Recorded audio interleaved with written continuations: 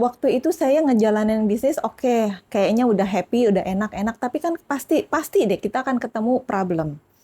Di luar bulan puasa bisa jadi cuma 10%. Dia autis.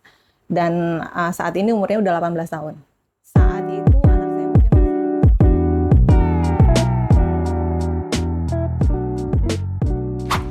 Waalaikumsalam warahmatullahi wabarakatuh. Saya Yuli Prasetyawati. Bisnis saya bergerak di bidang kurma dengan brand Rutop Rayan. Jadi saya founder, kebetulan memang brand Rutop Rayan itu kami ciptakan untuk menspesifikasi sebagai kurma segar. Kan rutop itu artinya kurma segar ya, masih basah gitu. Jadi belum dikeringkan. Nah, memang kami berawal di tahun 2018 dengan mengimpor kurma, lalu melakukan penjualan baik itu ke customer retail maupun ke customer B2B maupun B2C ya. Nah, terus kalau bicara perkembangannya, sekarang kita nggak cuma Rutop Rayan, ada brand yang kami sedang bangun juga namanya Kabira Food. Kabira Food itu nggak cuma kurma, selain kurma Rutop Rayan tadi punya brand sendiri, ada brand kurma yang kita siapkan dengan brand Kabira Food. Contohnya kurma ajwa, kurma mejol, ada kurma sukari, ada kurma tunis, terus ada juga produk non kurma kayak rendang, lalu ada baby fish crispy, ada almond juga, kacang almond, roasted almond gitu. Jadi berkembang. Kedepannya merek Kabira Food itu akan menaungi beberapa produk makanan.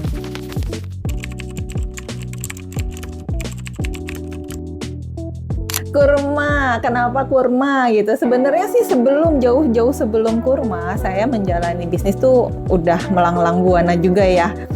Berbagai macam produk, pernah produk tanaman dijual online gitu ya. Tanamannya itu yang masih bibit gitu, tapi dijualnya online. Bibit buah tanaman, mulai dari aneka duren, aneka mangga, pokoknya semua macam buah, ada ratusan varian. Dijual online ke seluruh Indonesia.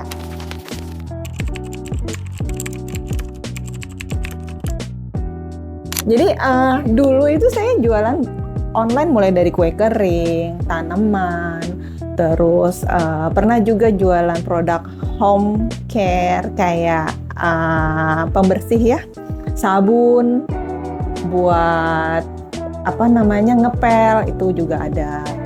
Terus produk apalagi yang pernah saya jual, produk-produk online lainnya, baju gitu ya. Tapi memang dalam satu perjalanan saya melihat tiba-tiba masuk kurma nih. Nah, kurma ini ternyata menurut saya yang paling online friendly. Terus bisa dijual dari rumah. Kenapa? Karena saya tuh kan punya anak berkebutuhan khusus ya, dia autis dan saat ini umurnya udah 18 tahun. Saat itu anak saya mungkin masih umur 10 tahun. Saya sudah memikirkan jangka panjang nih Mbak Desti. Saya harus bisa berbisnis tapi operate dari rumah. Nah, yang menarik adalah menurut saya saat itu adalah jualan online. Apa yang bisa dijual secara online? Bisa jual tanpa saya harus ketemu orang ke sana kemari, tapi saya bisa lakukan itu dari rumah. Akhirnya saya jualan tanaman, saya jualan kue kering, saya jualan baju, pernah jualan ya macam-macam lah produk yang bisa di-online-kan gitu ya. Bekerja sama dengan para vendor-vendor. Tapi pada satu hari, di satu momen tertentu, bulan puasa, ternyata saya jualan kurma tuh laku keras dan produknya itu adalah Rutop gitu ya, sehingga akhirnya saya memutuskan saya mau seriusin produk ini dan saya berikan nama dengan Rutop Rayan. Nah, dari situlah saya ternyata alhamdulillah ya, perjalanannya adalah saya bisa menjual produk itu dari rumah, saya melakukan bisnis dari rumah tanpa meninggalkan anak saya gitu. Jadi itu makanya sekarang toko saya ini kita bikin nama toko Abang Hakim, itu nama anak saya. Gitu ceritanya. Kenapa Rayan gitu? Jadi kalau Rayan itu bicaranya gini, Rayan itu kan kalau kita masuk ke bulan puasa kan ada orang yang berpuasa itu boleh masuk dari pintu surga yang namanya Rayyan gitu. Iya kan? Nah, jadi di situ tuh kita melihat ini spesial nih. Udah banyak orang cari di bulan puasa dan memang ini adalah hadiah buat orang-orang yang berpuasa, yaitu pintu surga yang namanya Rayyan gitu. Jadi namanya Rooftop Rayyan.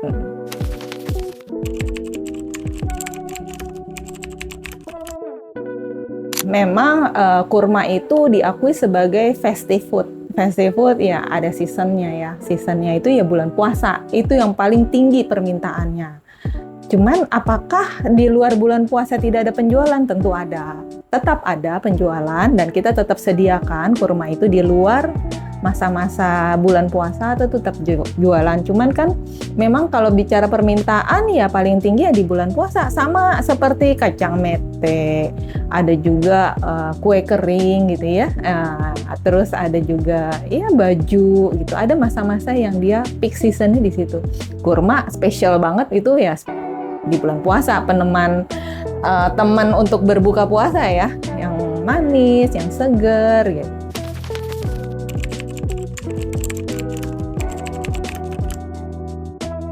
Memang tinggi banget, jauh ya, jomplang ya. Kalau misalnya permintaan di bulan puasa itu 90%, di luar bulan puasa bisa jadi cuma 10%.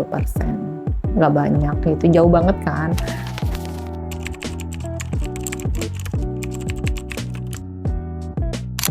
Menjalankan puasa Senin Kamis, ataupun sekarang orang suka intermittent fasting gitu ya, itu kan juga puasa ya.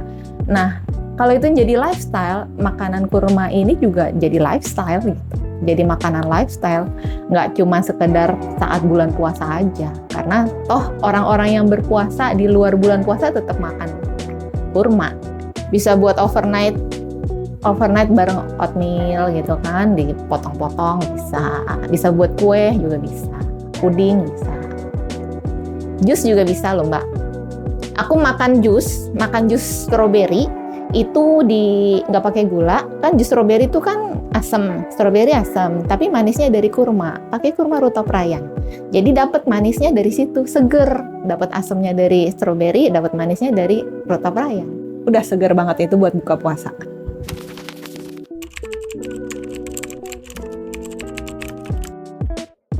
Jadi setelah bulan puasa memang kan penjualan kurma itu menurun. Sehingga kami harus kreatif dong nyari produk lain apa nih yang bisa kita kembangkan gitu. Nah lahirlah tuh rendang, ada almond, ada baby fish. Selain itu kita juga ada saffron ya.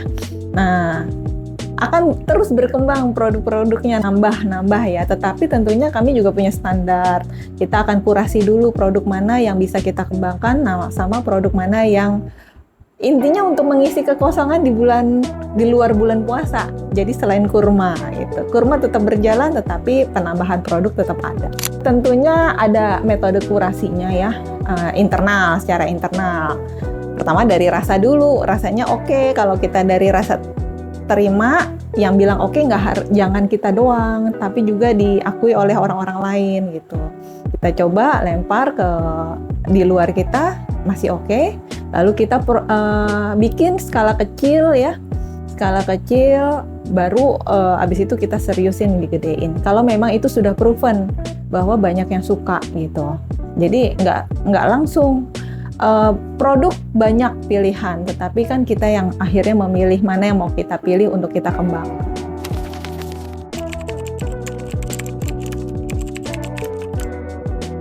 Bisnis itu kan kayak kita naik sepeda ya, jadi ada kalanya kita nanjak. Kalau nanjak itu kan effortnya juga luar biasa. Tapi ada kalanya kita turunan. Nah, turunan tuh enak banget, swing gitu ya, nggak pakai yang genjot juga enak gitu. Nah, sama kayak bisnis kurma, kalau saya relate-nya ke bisnis kurma ya. Bisnis kurma ada kalanya kita nanjak nih. Saat kita lagi sepi, kita tetap harus bergerak loh, bukan diem gitu. Apa yang kita gerakin? Ya, kita perbaikin sosmednya, kita perbaikin brandingnya, kita tetap visible ya. Tetap terlihat, baik itu di customer, tetap menyapa customer, bangun database gitu. Nah, ketika momentum itu hadir di bulan puasa, itu kan ibaratnya kita naik sepeda turunan.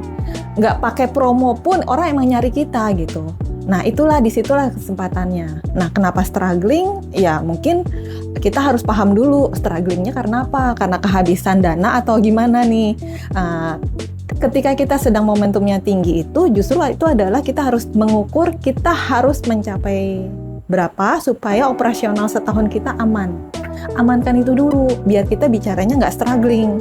Jadi kita lebih rileks dalam menjalani hari-hari yang penjualan turun. Jadi kita nggak nyalahin penjualan turun atau enggak.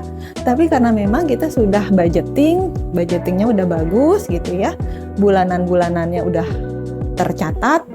Terus satu lagi yang penting ya, teman-teman itu jangan salah juga bikin strategi harga.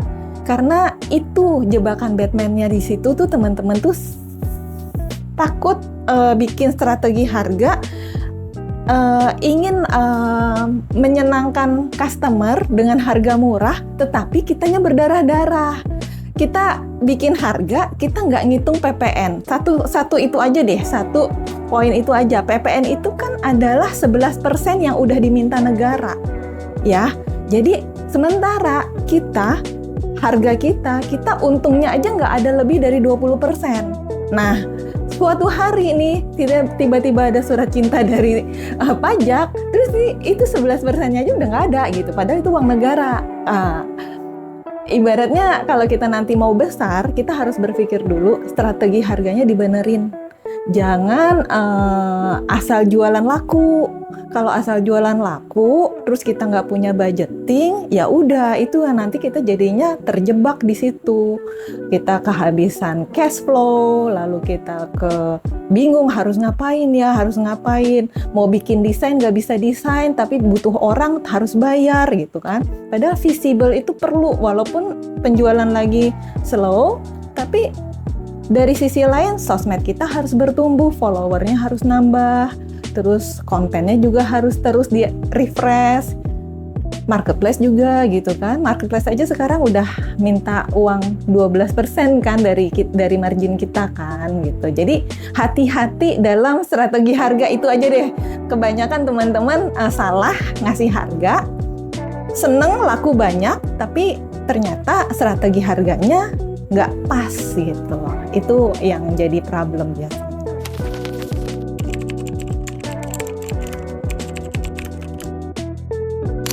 Ya kalau saya kan sebagai seorang ibu ya, seorang istri juga ya, basicnya memang paling baik dari rumah. Tapi sebagai seorang ibu itu juga punya keinginan, kebutuhan gitu ya, pengen belanja ini itu gitu ya. Paling enak sih memang punya uang sendiri. Tapi lebih dari itulah, bahwa kita berusaha itu untuk keluarga kita, tetapi kita juga harus mengejar kebermanfaatan. Makanya kalau kita berbisnis, kalau kita puyeng, terus kita jadi jauh dari kebaikan-kebaikan, ya mendingan nggak usah bisnis. Tapi kalau kita mau mengejar kebaikan, lalu mengejar kebermanfaatan, berbisnislah dan perjuangkan bisnis kita. Bahkan kita nggak tahu umur kita sampai di mana nih. Kalau bisa kebermanfaatan itu terus-menerus, jangan hanya saat kita menjalankan bisnis. Jadi kalau udah mau bisnis, bicaranya ini manfaatnya buat apa. Terus bisnis kita bermanfaat, tapi kita juga tidak meninggalkan keluarga, meninggalkan kewajiban. Kita masih bisa melihat anak kita bertumbuh dan berkembang. Lalu kita juga tetap menjalankan kewajiban. Nah, ketika kita mungkin usia kita sudah sampai di satu titik, kita juga harus berpikir jauh nih, bisnis ini kita akan tinggalkan dengan manfaat apa gitu. Makanya kalau bisa kuatin pondasi bisnisnya, nggak cuma sekedar cari uangnya gitu. Kalau cari uangnya kita bisa jualan apapun, tapi kalau bicara bisnis kita harus memperkuat segala macam pondasinya supaya bisnisnya itu nggak mati saat kita sudah meninggalkan dunia ini.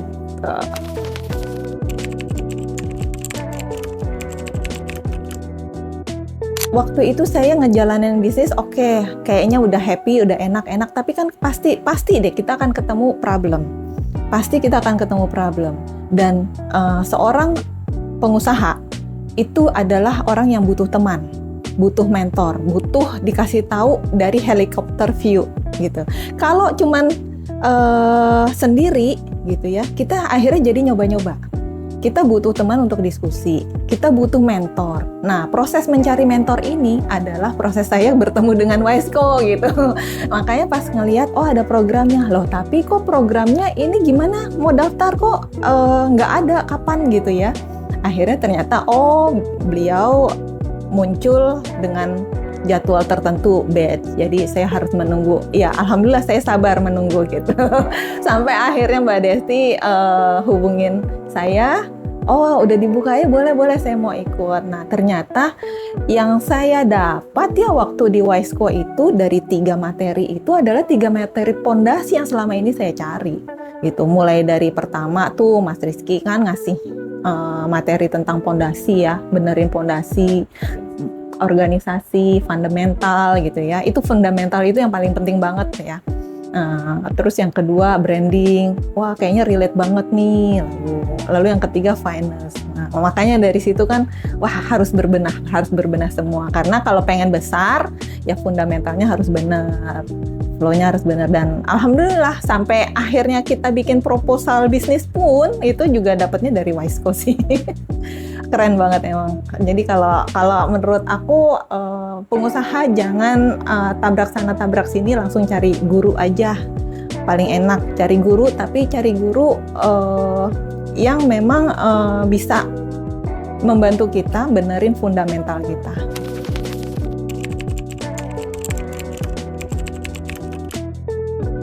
Impact-nya jadi lebih merapikan, lebih tahu mana nih yang belum harus dibenerin nih yang mana. Misalnya pembagian job desk, terus bisnis proses itu dirapiin lagi. Dan selain ngerapiinnya itu dalam bentuk action, tapi yang paling penting dalam bentuk sketch-nya dulu nih, tertulisnya dulu dibenerin. Jadi kita punya gambaran, oh ini begini gitu kan. Nah terus udah gitu kita jadi lebih dalam lagi. Jadi kita paham bisnis model kita tuh seperti apa gitu. Nggak bisa disamain dengan yang lain. Terus kalau bisnis model kita seperti apa, harus ngapain. Nah kembali lagi dari situ kita jadi tertrigger ya. Abis belajar 3 hari full kita belajar. Abis itu next apa?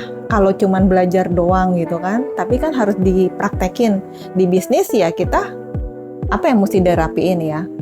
Terus terang Mbak, video rekaman itu berguna. Saya ulang, take notes. Oh gini. Terus udah gitu habis itu, oh bukunya ini nih. Ya udah cari bukunya tuh kan, cari bukunya, terus bikin, rapiin lagi. Tugasnya udah ada, kayaknya ada yang nggak pas, benerin lagi. Sambil akhirnya kita selalu setiap hari ngerasa relate, oh iya gini. Dan kita kan dikasih warning juga ya, jangan begini, jangan begitunya ya. Kayak misalnya jebakan-jebakan bisnis, jebakan-jebakan Batman gitu ya. Itu juga harus hati-hati, banyak peluang di sana yang kita sepertinya seolah-olah itu bisa jadi bisnis, tapi sebenarnya justru merusak fundamental kita gitu. Itu juga kan di warning juga kan, dikasih kisi-kisinya. Ya beruntung juga setelah itu ada program bersama lagi bareng Bislaf ya. Ada program Bislaf ya bareng Wiseco. Itu juga jadi tambah lagi ilmunya, gimana belajar pitching, gimana bikin proposal bisnis. Itu yang nggak kita dapat di basic ya. Jadi itu dapat di situ gitu. Semua pelan-pelan jadi rapi karena saya bersama sama Wiseco. Terus terang, pertama mulai dari ngerapiin laporan keuangan itu kan kita diingetin. Walaupun Wiseco saat itu tidak ngerapiin laporan keuangan kita, enggak, tapi sudah bangun alarm awareness kita kan, bahwa laporan keuangan harus rapi. Dan ternyata ketika kita belajar tentang bikin proposal bisnis, alhamdulillah udah ada gitu laporan keuangannya gitu kan. Jadinya enak, udah tinggal masukin. Bikin proposal bisnis itu kan sesuatu yang saya tanya-tanya setahun terakhir itu. Kenapa? Karena kita ingin membesarkan bisnis kita, dan saat ini kita ada di satu titik kita membutuhkan partner, membutuhkan investor, kata lain mungkin ya. Nah, dan bagaimana sih kita mempresentasikan bisnis kita dalam sebuah proposal gitu ya, yang nggak cuma sekedar ngasih lihat kebutuhan dana kita, nggak itu doang kan, itu kan ujung gitu ya. Tapi mempresentasikan bagaimana perusahaan kita dari A sampai Z, ternyata saya bisa dapat itu dari Wiseco gitu, dari program Wisecubation yang bersama Kemenkop UMKM ya. Jadi di situ tuh saya melihat, oh ternyata bikin bisnis proposal ini. Padahal saya nyari bisnis proposal kali ada bertebaran gitu ya, di googling ada kali ya, buat pitching, buat apa gitu. Ternyata saya nggak nemu. Saya nggak nemu. Saya nemunya cuma kompro. Saya nemunya kompro, beda sama bisnis pitching gitu ya. Jadi saya dapatnya di situ. Mengenai masalah dapat investor atau enggak itu kan jodoh. Nggak bisa ketemu dalam waktu singkat lah. Presentasi itu bisa di mana saja dan kapan saja, dan mereka yang lihat adalah bahan baku itu tadi ya, proposal bisnis yang sudah dibantu, dibimbing bikin bareng Wiseco.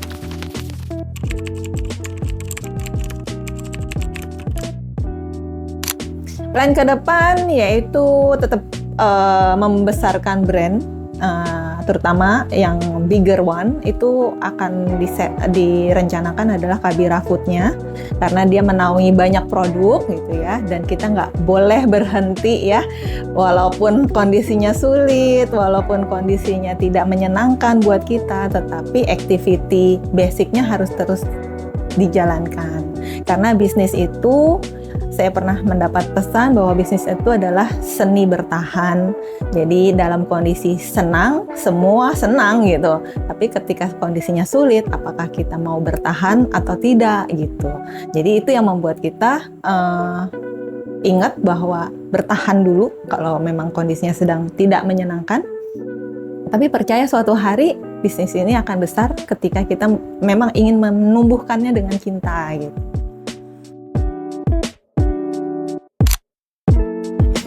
Nah, ini anak saya. Kayaknya udah terakhir ya. Tuh. Salim dulu sama tante nih. Tante. Habis mandi ini namanya